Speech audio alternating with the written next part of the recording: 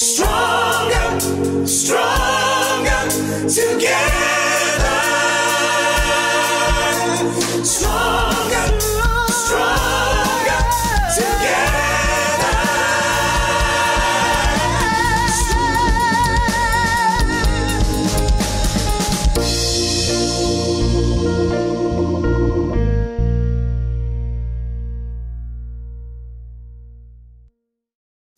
There's a new segment coming. It's called and it's sort of new because there are some things that just get on my mind and it's like, I recently heard our president talk about the Russians hacking our election and saying that he told Vladimir Putin to cut it out.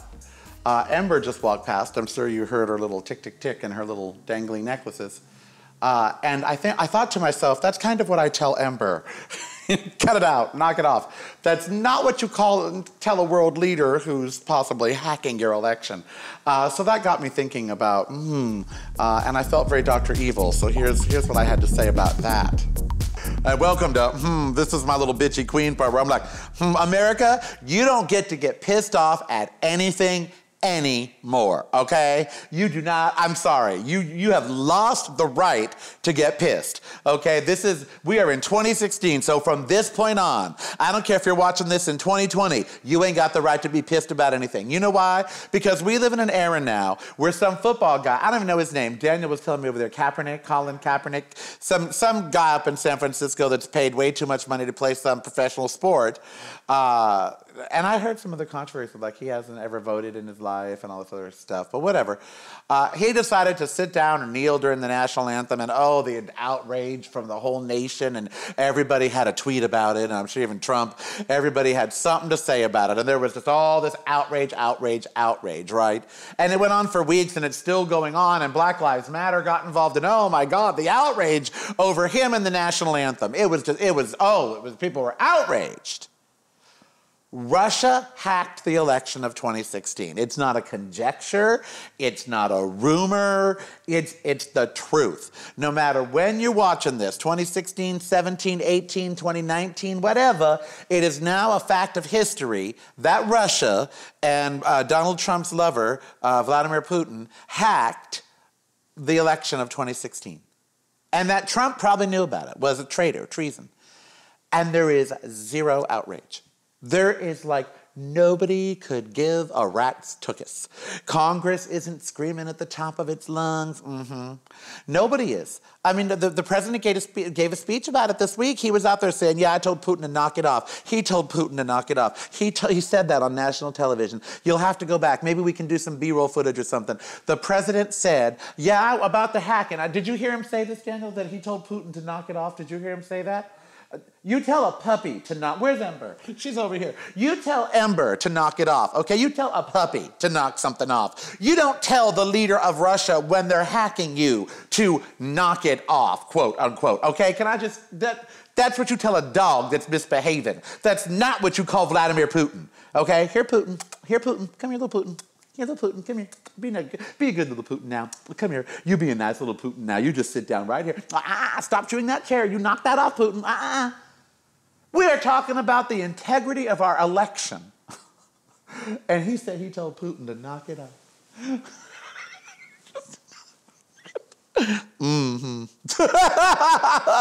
If that's not so America, you don't get to be mad anymore, okay? You get outraged at all this ridiculous crap, national, American anthem thing or national anthem. He's kneeling, he's standing, he's sitting, he's standing on his hands, whatever. So you got to get all outraged about that. But Russia hacks an election. Whatever, it's fine, it's all good. It's did you see what Dancing with the Stars? Now, if they hacked that, there'd be. If we found out the Russians hacked Dancing with the Stars or The Voice, it'd be all over. We'd be launching nukes. It's just the election. Oh, yeah, the FBI, they really did, in a partisan move, sabotage, Hillary. We know that now. Oh, so the Russians hacked the election and the FBI started but we're going to still give him the presidency. Yeah. Oh, okay. For those of you watching in the future, just know there were some of us sitting back here going, okay. The Electoral College was invented for this. It's so funny now. One of the things I'm going home about is people are saying, well, the Electoral College can't just change their vote, blah, blah, blah. Actually, since most people don't even have an idea what it's for, that's actually one of the things it's for, to stop this very thing from happening. And by the time you're watching this, it will have happened. They would have cast their vote and Trump is president. And it could be stopped. 40 people. I said this earlier. 40 people have the fate of 7 billion people in their hands. If 40 people either didn't vote for him or voted for Clinton, Trump would not take office. That would change the lives of everybody in the world. Every animal on the planet that will be affected by this cabinet that doesn't believe in global warming. Everything that's going to be affected by him could be changed tomorrow by under 40 people. 40 people. There are more people watching me right now. 40 people could change history tomorrow, and they won't. They won't, because they've been told they can't, and they've been told they shouldn't, and they've been told they couldn't, and they've been told, you know, all that stuff because of all our fake outrage. We're outraged over Hillary's emails. Why are we not more outraged over the hacking than we are about Hillary's emails? See, that's why America's lost its right to be mad. America, you can't get mad anymore. You have to know that. I'm just telling you. Next time you find yourself getting mad, just, oh no, I cannot get mad. No. Hey, it's Karel, and welcome to Karel Life in Segments. Okay, look, you know I love to motorcycle. That's why I do the Pop Moto TV. And so many people always ask me, why don't motorcycles have airbags? And I always laugh at that question. Because we fly off of them, idiots.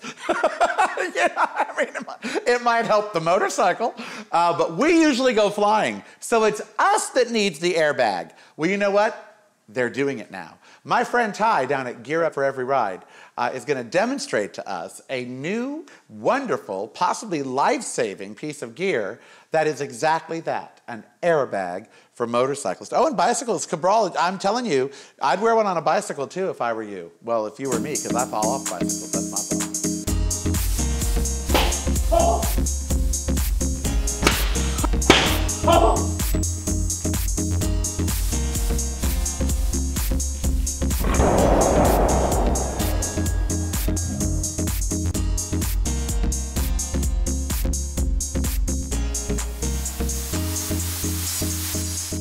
All right, as you know, Ember loves to go for a good ride every so often, don't you, Miss Ember? Mwah. However, what she really loves is to make sure that her daddy comes home safely. That's why I'm here with Ty Van Hooydonk. I said your name a million times. Gear Up for Every Ride is what we're talking about on the last 4 or 5 episodes of Pop Moto TV here on Life in Segments. Now, I've always wanted the Buck Rogers stuff, you know, like where's the damn technology that I really want? And I've always wondered, why don't we have airbags? Now, y'all may be wondering, where would you put them? I don't mean for the bike. If something happens to it, it's insured. I mean for us. Now, what you're about to see is just the latest innovation. You wear this over your gear. And when you get in a wreck, when you separate or you get off the bike involuntarily, it has a tether. When that tether extends beyond, it explodes. What you just saw, that poof, that explosion, was actually some of the coolest technology the track has brought us in a long, long time. We're going to talk with Ty Van Hooydonk here from Gear Up for Every Ride about its importance to you, the everyday rider, and I want you to be the everyday rider. And if your kids come to you and say, Mom, Dad, I want to ride a motorcycle, don't be afraid. Let them do it. Just gear them up so they can do it properly. And this is going to be a key component. Now, as you saw, it goes poof when you pull on the cord here. Just like I do. If you do that to me, I will in fact blow up too. And what happens here is this comes up in the back. It comes up all the way around, as you see here, and down here too for your lower back and your lower spine areas. Your back here, plus it's got that good gear in there. Ty, this was developed for track riders, obviously. But tell us how, and how affordable is it for street riders, and how important would it be to someone's gear to have this on? Well, airbag technology really has developed from the racetrack. Yeah, it's Italian, Speedy, right? S-P-I-D-I, yeah. Well, Speedy, which is the maker of this full DPS vest, they're one of the What does DPS stand for? Do you know? I don't know what that's. It's okay. I was curious if it's like deployed that's something. That's the name of the vest. It's probably in Italian. Oh, okay. You know, Speedy is one of the companies that has brought airbag technology to the street and kind of in an affordable way. This is $800 about that you can add to any my jacket. My torso is worth more than $800. Okay, I'm just telling you. Yeah, and the thing is, this is one of their Speedy jackets that you can wear for. Because this goes over now. This is an additional piece of gear. It goes over what you're wearing already. Yeah, you can take this off after you're done riding. And then you have a regular jacket underneath. Now, once it's deployed, unlike a regular airbag in your car, it's actually usable again. This is the CO2 cartridge that you can replace. Yeah, and if the vest itself hasn't been damaged significantly in the incident, then you can indeed reload it with a new CO2 cartridge and repack the system, and you're good to go again. Is this the future? In other words, instead of building these into actual jackets, is the future where you'll wear them as an additional piece? This is a possibility. This is something that can be added to a jacket, but there's other jackets that have this built right in. It really depends, and whatever you want, it's available to you actually now. So, and this is very, very cool. One thing we're going to do next season, season 4 in Pop Moto TV, is explore other areas of biking. You were telling me earlier about the all-terrain is the new thing, the on and off, the ATV. ADV, adventure touring. So what would an adventure touring be? Would that be like if I went to Hawaii and they had some roads that were dual purpose, meaning they were like on-road, off-road, that sort of thing? It is a little bit on-road, off-road. Adventure touring is generally for larger motorcycles, dual purpose bikes. Typically, you know, anything from a 250 to you know, maybe a 500, those kinds of sizes. But you know, the ADV market, as we call it, that's a little bit larger, actually. Because it's growing. It's a big market that's growing. It is a big market segment, and they call it the ADV segment. But these are for riders who want to go maybe a good long distance, maybe a 500-mile ride, or even longer, even across the country. But maybe they want to mix it up with a little bit of off-roading as well. In Ireland, we did some of that because we rode across the country. But then on the Wild Atlantic Way, there were some areas that if we hadn't had a good dual-purpose bike, we wouldn't have gone because it just wasn't safe. But it was, and it even said, if you have a dual-purpose motorcycle, you are allowed beyond this area. So we went because we did. It was great. It was stuff that we couldn't normally see. And we did have some ADV gear. I didn't know it at the time, but we did, and it made all the difference in the world. We weren't cold. It was Fahrenheit, it was about 37 degrees, but we were fine. The gear kept us protected. Yeah, exactly.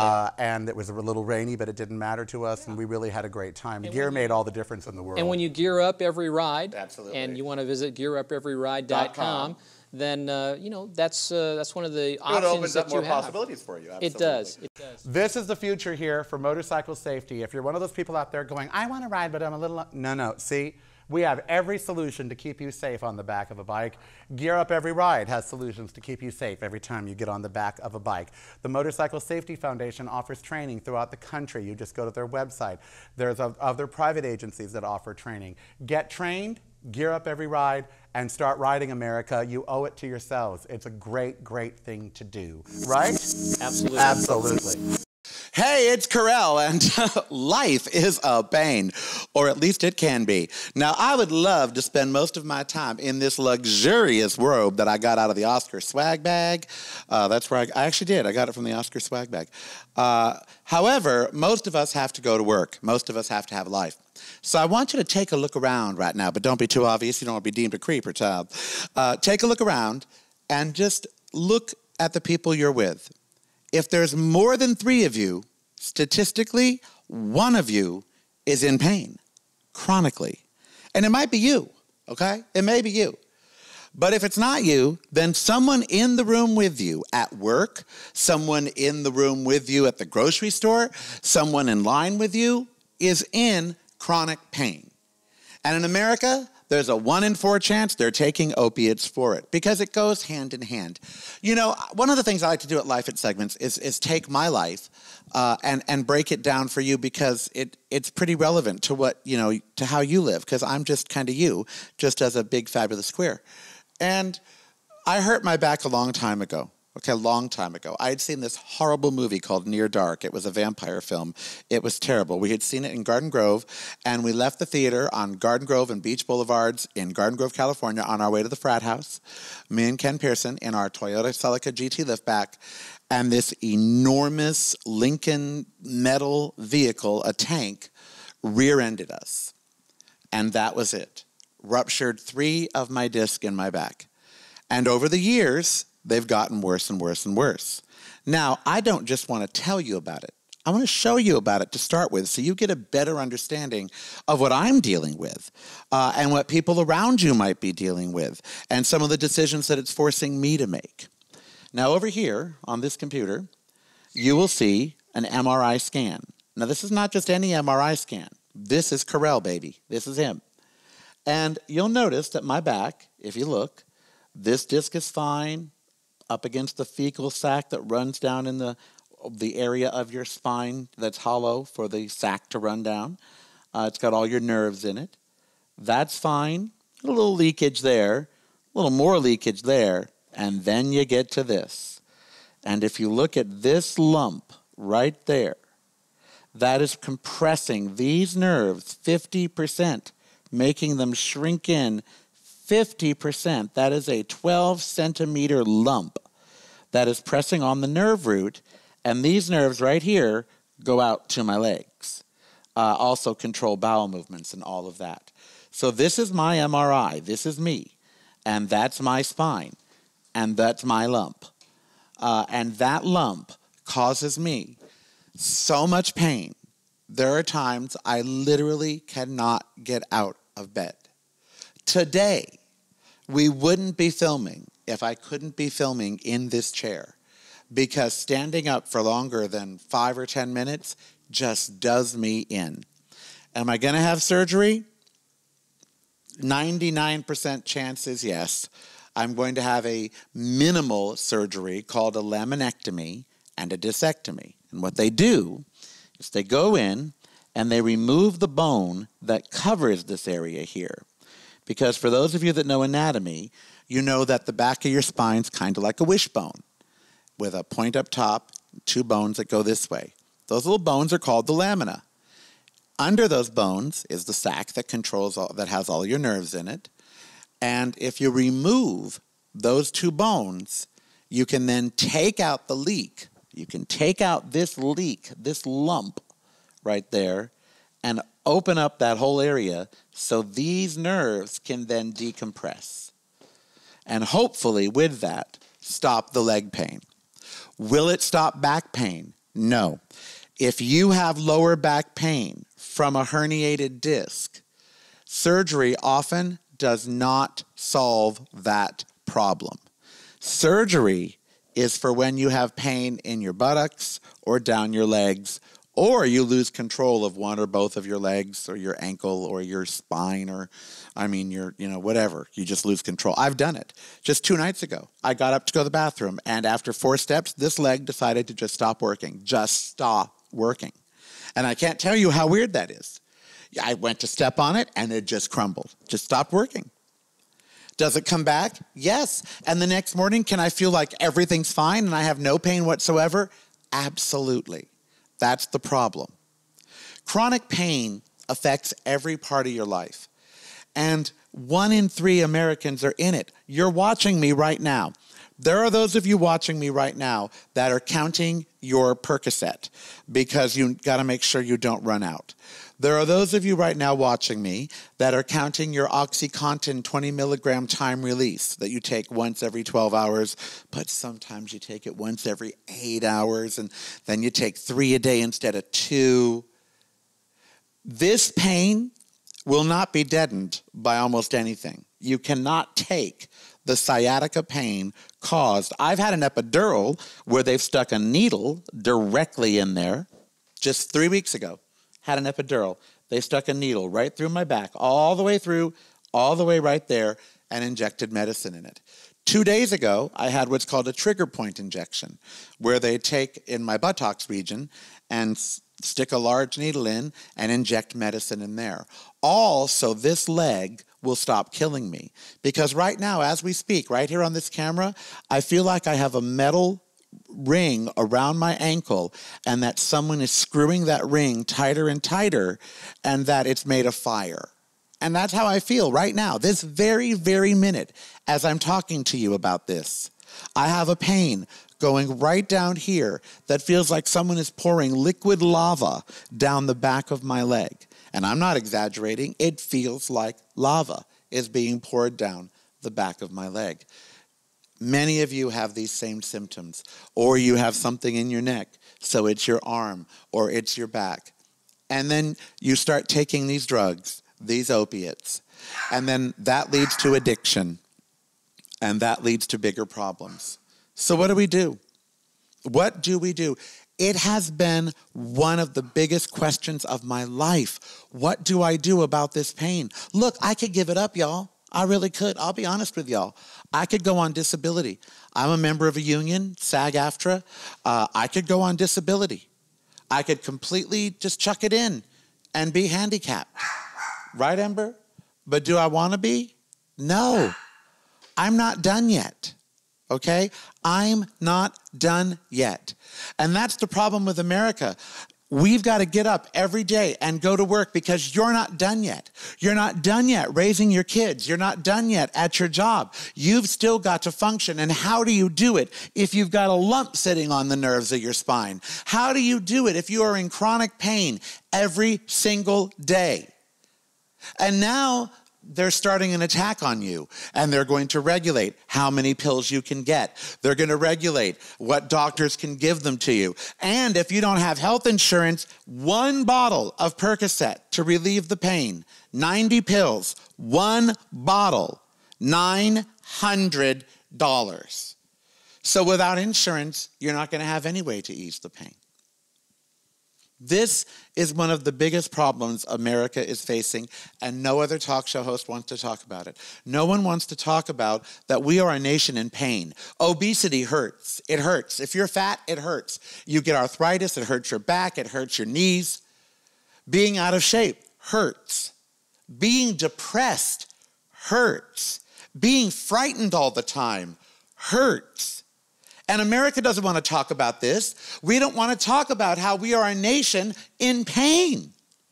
Every day, people ask you, oh, how are you today? And what do you say? Fine, I'm fine. And really, you might not barely be able to stand up. Someone comes by your desk.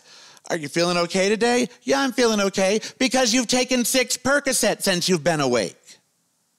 These are not solutions. These are not answers. And do we really think there's an environment in the United States right now to help? You know, people with long-term HIV and AIDS, they have chronic pain issues. They get things like shingles and other, very painful conditions. A lot of people have chronic pain. And it makes you depressed. How can you not be depressed? How can I not be depressed? I used to be able to go to the theater every night of the week, to write every single day, to be on radio every day, to do television every week, to have a schedule that just kept me busy every day. I can't. I now have to limit my activities to what I absolutely must do. My 4-mile walks in the morning with my dog, now I'm lucky if I can walk around the block.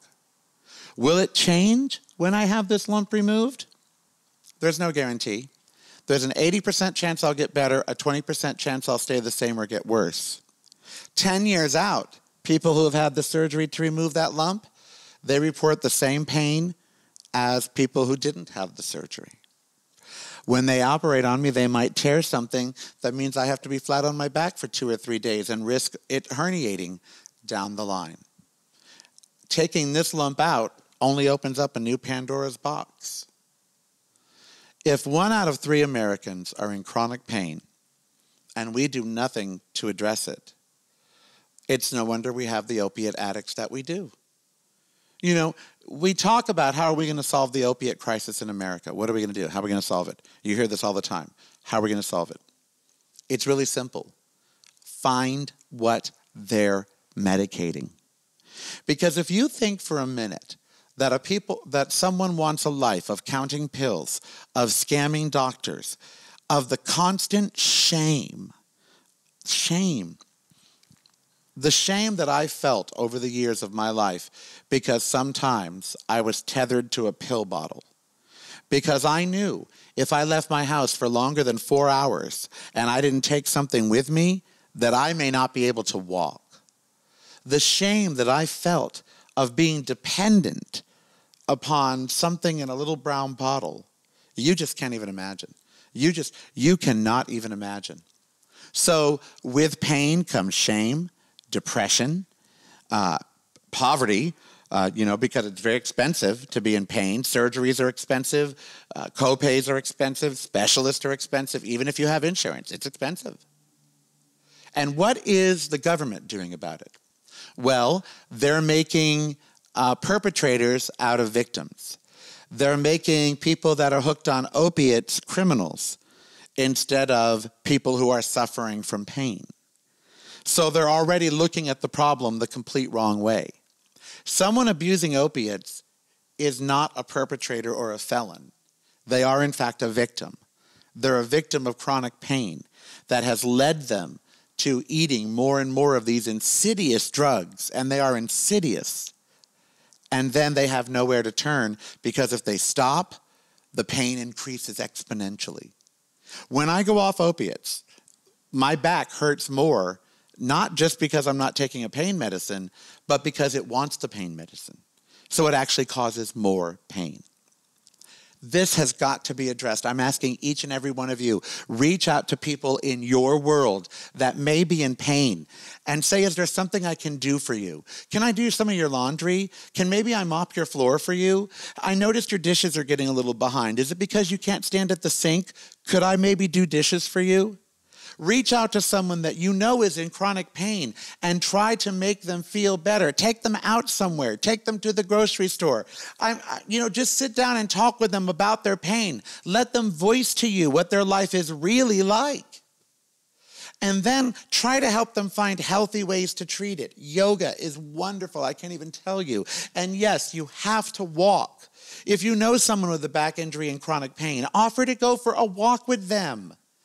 Come over and say, hey, let's just go even around the block. I'll go with you. Because if we don't start helping each other heal and throw big pharma at it, I'm telling you right now, we're just going to be a nation that continues to grow in pain. Big pharma is not the answer to chronic pain. The answer to chronic pain is all of us acknowledging that 1 out of 3 of us are in it, and that we might have to make some accommodations for these people until they get better again. And then turn to science and make science come up with something better than opioids to treat the chronic pain. Because people who are addicted to opioids are not criminals. They just hurt. And I want you to think about that every time you look at them. You can find out more. I have so much information on my website. I never plug it, but I do talk about this on my website. I do talk about this on my daily Karel cast. I let you into my life on that. And this is a big issue, chronic pain. It's a big issue for me. It's a big issue for you. All of that information can be found at my website, Really Karel. My name is Karel, so it's reallykarel.com. And the way to listen to the radio show is there. The podcast, it's all at reallykarel.com. So if you want more information, it's all there. We're going to get through it. It's a pain in our back, but we can make it.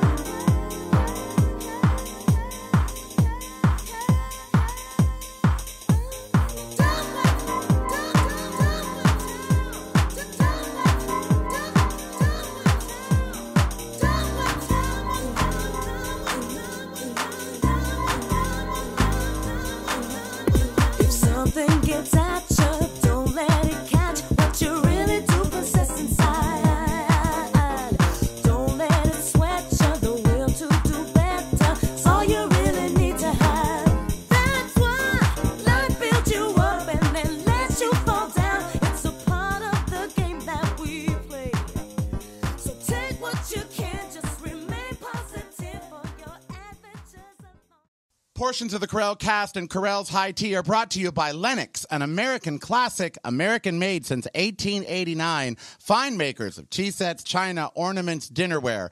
LENOX.com from Trenton, New Jersey.